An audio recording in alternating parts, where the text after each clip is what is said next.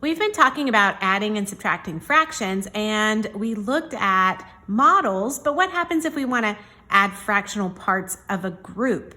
So that's what we're going to do today. So go ahead and cut out your page and glue it on the next blank page.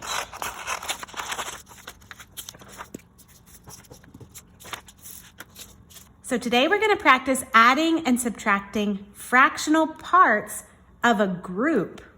So we have been adding and subtracting parts that were represented as models, parts of the whole, but now we're going to do parts of the group.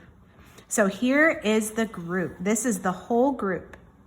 So the question is going to be, what fraction of the shapes are hearts or triangles?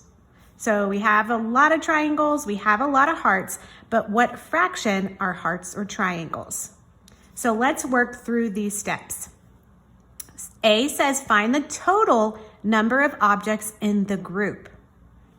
So that means we need to count up the objects. 1, 2, 3, 4, 5, 6, 7, 8, 9, 10, 11, 12. That means there are 12 objects in this group. So each shape is 1/12 of the group. Now remember, what does a denominator represent? Well, it represents the parts in the whole group. So there are 12 parts, so our denominator is 12, and each of these shapes is 1 out of the 12. Okay, let's move on to B. It says determine the fractional part of the group each shape represents. So let's start with the square.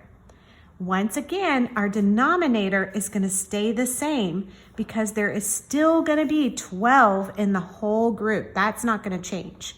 The number of squares, though, will change. There are 1, 2, 3, 4 squares. So the squares represent 4/12 of the group. Now let's do hearts. Once again, our denominator is still going to be 12 because there's always going to be 12 in the whole group. But how many hearts are there? 1, 2, 3, 4. So 4/12 of the group are hearts. Now let's do the triangles. So I bet you guessed it, there's going to be 12 as our denominator, and triangles are 1, 2, 3, 4. So 4/12 of the group are triangles. The last thing says, create an equation that could be used to solve the problem. So remember, our problem is what fraction of the shapes are hearts or triangles. So we need to add together the fractional part of hearts and the fractional part of triangles. So here is our hearts. So we're going to have 4/12. And now we're going to add on the fractional part of triangles, which is another 4/12.